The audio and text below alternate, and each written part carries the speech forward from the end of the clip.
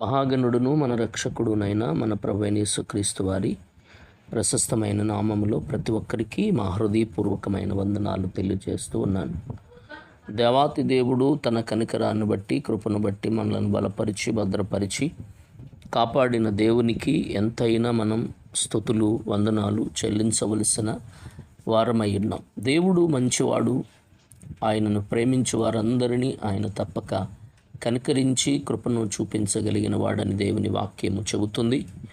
ప్రస్తుత దినాలలో అనేక మంది జీవితాలు ప్రియులరా దేవునికి వ్యతిరేకంగా లోక సంబంధంగా బ్రతుకుతున్న వాళ్ళు లోకములో చాలామంది మనకి కనబడుతూ ఉన్నారు.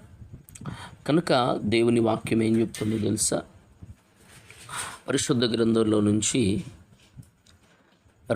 కొరింథీయులకు రాసిన రెండవ పత్రిక 4వ అధ్యాయము 4వ వచనంలో దేవుని స్వరూపి అయిన క్రీస్తు మహిమను కనపరుచు సువార్త ప్రకాశము వారికి ప్రకాశింపకుండు నిమిత్తము ఈ యుగ సంబంధమైన దేవత అవిశ్వాసులైన వారి మనోనేత్రములకు గుడ్డితనము కలుగు చేసెను.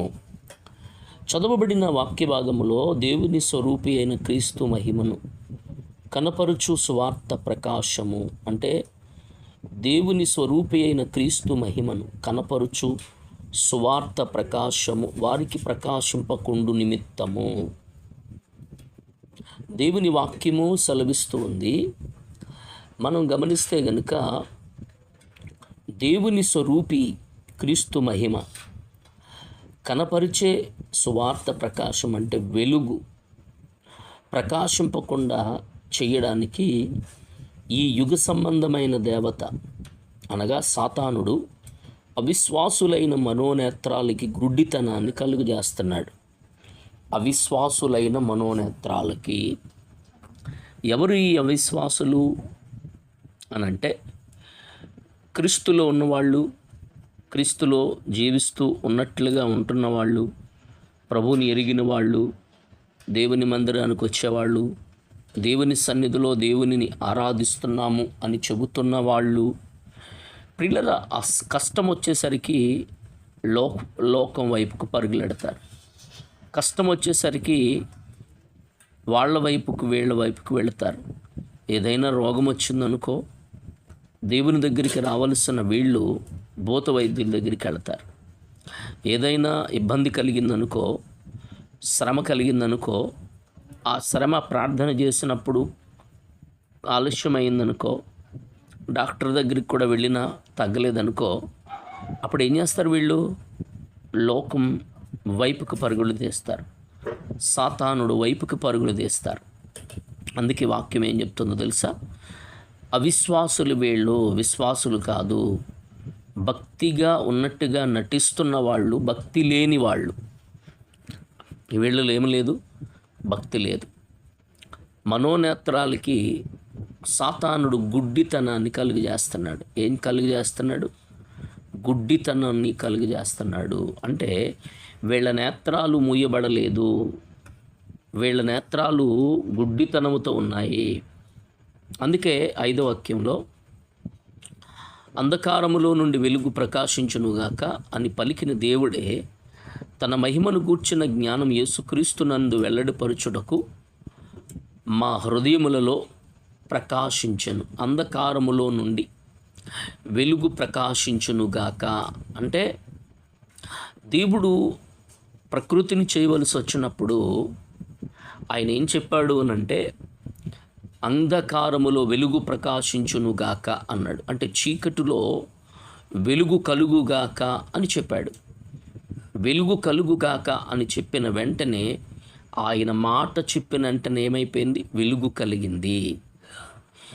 ఇక్కడ వెలుగు ప్రకాశించునుగాక అని చెప్పిన దేవుడు, ఆ పలికిన దేవుడే తన మహిమను గూర్చిన జ్ఞానం క్రీస్తునందు వెల్లడిపరుచుటకు మాకు మా హృదయాలలో ప్రకాశించను. ఆ పలికిన మాటే, ఆ పలికిన దేవుడే ఇప్పుడు మా జీవితాలలో కూడా, మా హృదయాలలో కూడా ఆ ప్రకాశము మాకు కూడా కలిగింది అని మాట్లాడుతున్నాడు.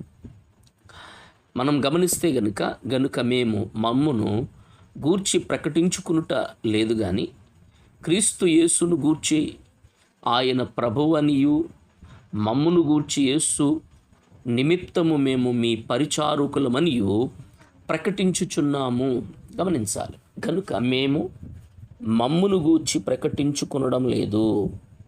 మరి ఎవరిని గూర్చి? యేసుక్రీస్తును గూర్చి, ఆయన ప్రభువని అంటే దేవుడని, మమ్మును గూర్చి యేసు నిమిత్తము మేము పరిచారకులమని ప్రకటించుచున్నాము. అంటే యేసయ్యకు మేమేమై ఉన్నాము?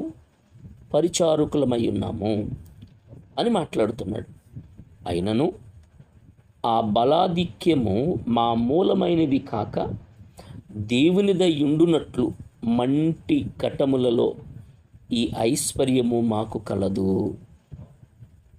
ఎటుబోయినను శ్రమపడుచున్నను ఇరికింపబడిన వారము కాము, అపాయములోనున్నను కేవలము ఉపాయము లేని వారము కాము, తరమబడుచున్నను దిక్కులేని వారము కాము, పడినను నశించు వారము కాము. యేసు యొక్క జీవము మా శరీరమందు ప్రత్యక్షపరచబడుటకై యేసు యొక్క మరణానుభవమును మా శరీరమందు ఎల్లప్పుడూ వహించుకుని పోవుచున్నాము. ఇక్కడ గమనించాలి.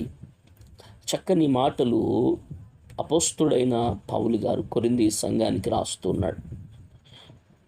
కనుక మమ్మును మేము ప్రకటించుకోవడం లేదు, క్రీస్తుని ప్రకటిస్తున్నాం. మా బలాధిక్యము మా మూలంగా కలిగింది కాదు. ఇది ఎవరి మూలంగా? దేవుని యందు కలిగింది. మంటి ఘటములమగు మాకు ఈ ఐశ్వర్యాన్ని దేవుడు అనుగ్రహించాడు. నిజమే, క్రీస్తు స్వార్థను ప్రకటించే ఆ ధన్యత అనేకులకు దేవుడిచ్చాడు. ఆ కృపను ఈ రోజున అనేక మంది పోగొట్టుకుంటున్నారు. కనుక సాతానుడు గ్రుడ్డితనాన్ని కలుగజేస్తూ అనేకల విశ్వాస విషయములో, నమ్మకత్వ విషయములో, పరిశుద్ధత విషయములో సాతానుడు సులువుగా వాళ్ళని చిక్కులు పెడతా ఉన్నాడు, సులువుగా పాడు చేస్తూ ఉన్నాడు, సులువుగా నాశనం చేస్తూ ఉన్నాడు. కనుక నీ ఆధ్యాత్మిక జీవితం క్రీస్తుకు దగ్గరగా ఉండాలి. మన బలాతిశయం ఎవరు? నీ ఆధిక్యత ఎవరు? నీకున్న ధనం ఎవరు?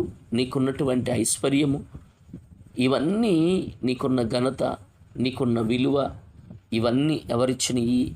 ఎవరి ద్వారా అనంటే దేవుడే కదా.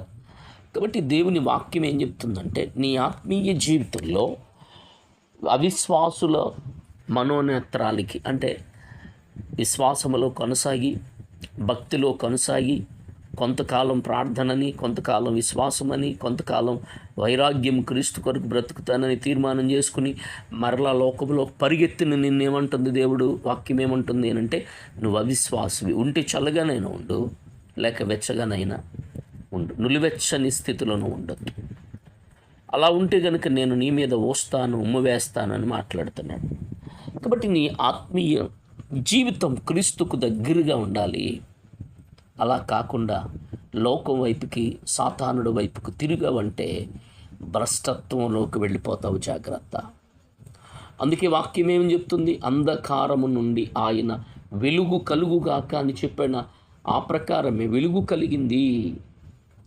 కాబట్టి క్రీస్తు మహిమ, ప్రకాశము నీ జీవితంలో ప్రకాశింపకూడదని సాతానుడు ఎన్నో ప్రయత్నాలు చేస్తూ ఉన్నాడు.